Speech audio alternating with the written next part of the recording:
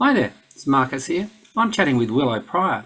I've known Willow for at least a decade, I'd say. I'm not sure when, but she just helped me fill in the sort of the line of dots here. So with Peter Hayward and Joe Voris. She was at the Swinburne um, Futures Institute or something it was called. It had some sort of name like that. From with Richard Slaughter. Richard had left by the time you showed up, I would assume, or maybe not. Yes, he had. Yeah. Okay, so you did a master's in foresight through Swinburne. Then you came up here to see Sahel, and you happened to bump into me, or we bumped into one another. So that's sort of that's the synopsis.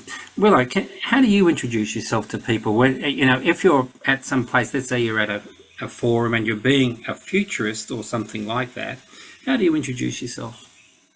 Well, that's for me an evolving question, Marcus. Yeah. And as the people listening wouldn't know yet because my article hasn't quite come out yet, that I've just written, but I created a whole framework called Wild Futures. Yeah.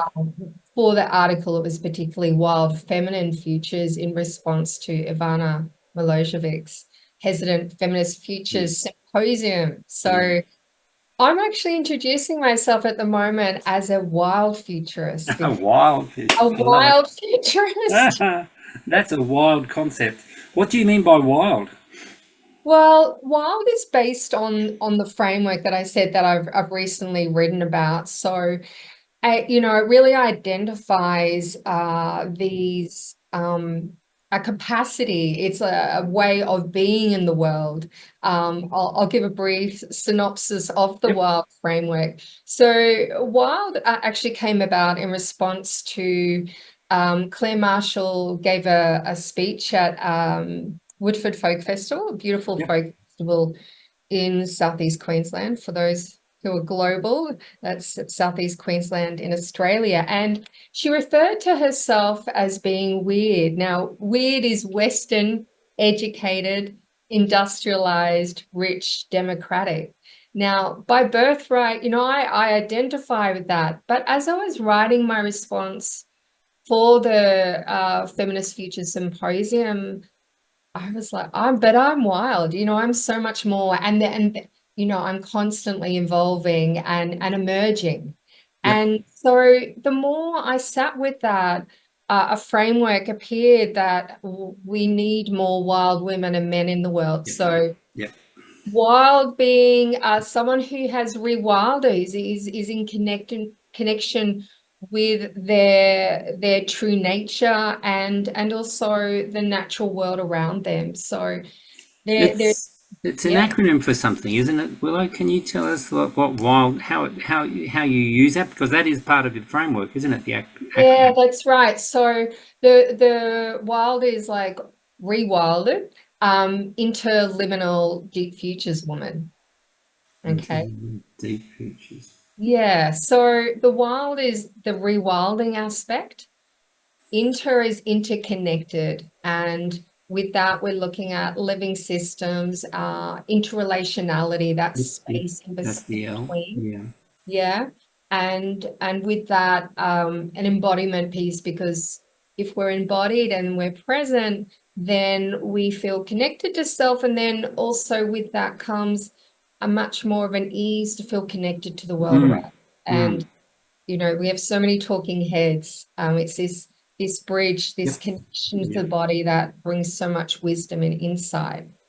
And liminal is all about traveling, as Frank Spencer's referred to the fog. It's that uncertain space which we're collectively navigating our way through. So there's that sense of being at home, at ease. Like, how do we develop the capacity to be at ease in the liminal, in the uncertain, which is also, as we know as futurists, Yeah. full of potential and possibility. Yeah. So, and the last one, deep futures, is that ability, at the foundation of that is that ability to challenge our narratives and the stories that we tell ourselves. Mm. So that's a very personal thing. Um, some people have specialized in personal futures. Do you see yourself in that sort of space, or is wild a space that bridges personal, social, institutional, and all the rest? Yes, I would think, and well, the potential I see for Wild is to bridge that. Yeah, Very okay. much is to bridge, as part of writing that article, I did a narrative, CLA transformation of, the collective weird woman to the wildly alive woman. So Yeah. yeah, it very much holds potential for the collective, but also, yeah, how do we bring, well, lessen that divide that we find ourselves often in Okay. personal, professional, institutional. Yeah, yeah. So, if I'm understanding correctly, then that's the area that you're working on now. That's you now. Yes. Okay. I'm interested, and the students in this course are also interested in how did you get here? How did you get into futures? What got you to go to Swinburne and do the foresight course there and so on? What's the journey been like, Willow? Yeah, I would say it's been transformational. And I think that was probably a key word of the Masters of Strategic Foresight at Swinburne, was very much that transformational element, um, Mm-hmm. global Yep. transformation. I had worked more in the personal space, Okay. from, as somewhat like a somatic psychotherapist. And I was looking to expand that and take that understanding and experience that I had into transformation on a larger level. And Yep. so I ended up in Melbourne. I ended up working in an incredible co-working space called The Hub. And there were many budding and excited and passionate futurists that just blew my world and mind open, and my body and my heart. And I think I'm just trying to remember, but there were a couple of futurists that came and spoke there. Um, and as part of that, I was led, to the masters and met Richard Slaughter, Yep. and Joe Voris, and, other giants in this space. Yep. And Sahel, it was actually one of Sahel's articles on, it was a very short piece for the future of work. But Yep. when I read that, I've always found Sahel's articles really accessible and really easy for me to read. And I've loved that about his work. Yep. And it was something about the way that he wrote that was very all-encompassing in the sense of it spoke to not only the weird, but the wild woman in me. It talked about, physical capacities or workings of the world of work, but also, okay, mind, body, spirit, Yep. how will the future embrace that in the workplace? So Lovely. yeah, So the hub, I actually gave a talk at the hub at some point. Nicola Cooper organised it, I think, and Mike McCullum was there and a bunch of others. Did you yeah. meet Mike as well? What was his name? Mike Mike. McCullum, Michael McCullum. Yeah, he's Yeah. down in Geelong, but he was very active a decade ago in the Melbourne futures scene. Yeah, Yeah, the name sounds yeah, familiar. I almost think that we connected some way, but I can't remember his face. But Nicola Cooper, yeah, yeah. we did our masters together. Oh, So well, there yeah, you go. And yeah, Rihanna Brown, yeah, yeah, that's right. And I connected with Rihanna. I think Nicola as well was connected with her, and I yeah. remember doing a short workshop at a Impact Festival with Nicola many Mm-hmm. weeks ago. Yeah, There you go. Fantastic. Yeah, I mean, one of the things you're touching on here is the what I kind of call, finding your tribe.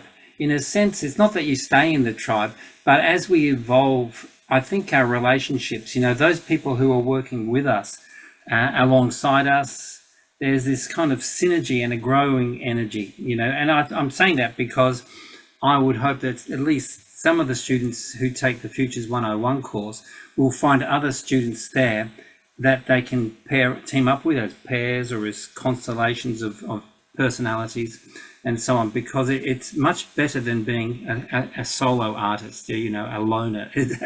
And what would you say about that, Willow?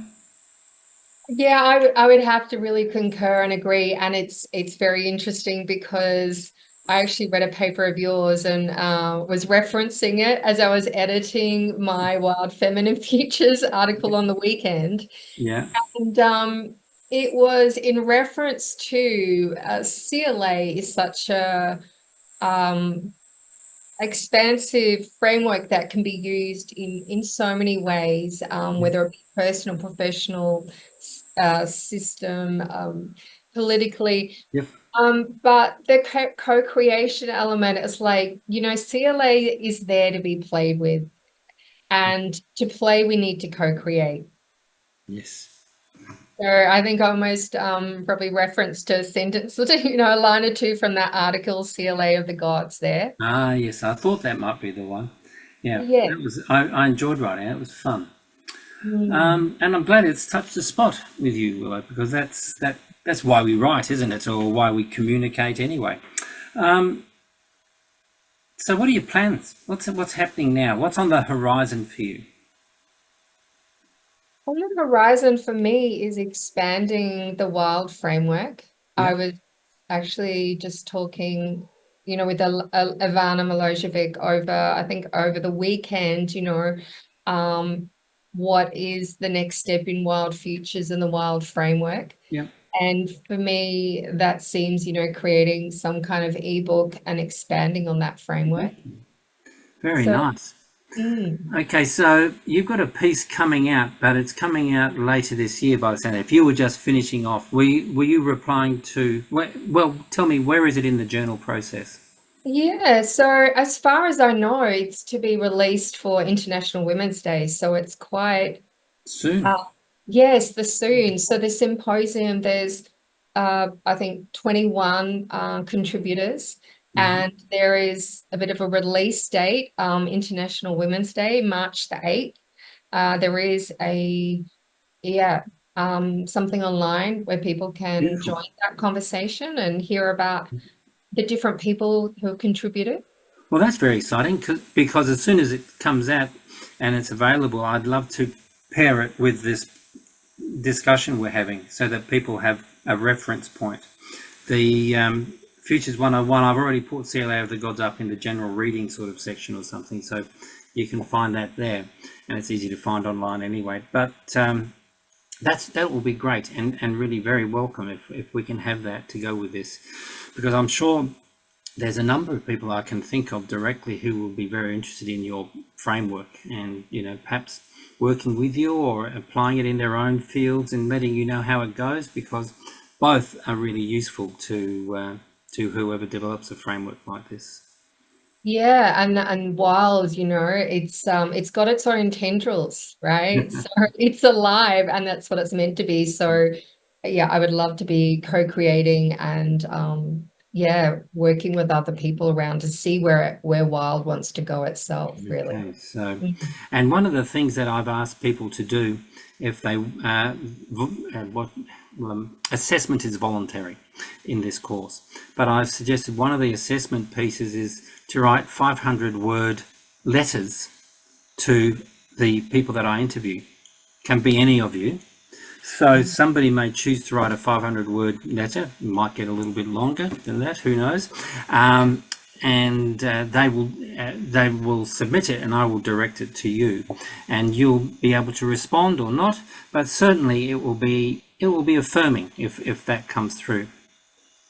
Yeah, that'd be amazing. All Yeah. power to the letter writers, because I'm a great believer in letters actually, and the way that they cut through the head stuff. You don't have to footnote, reference, and all that sort of stuff in a letter.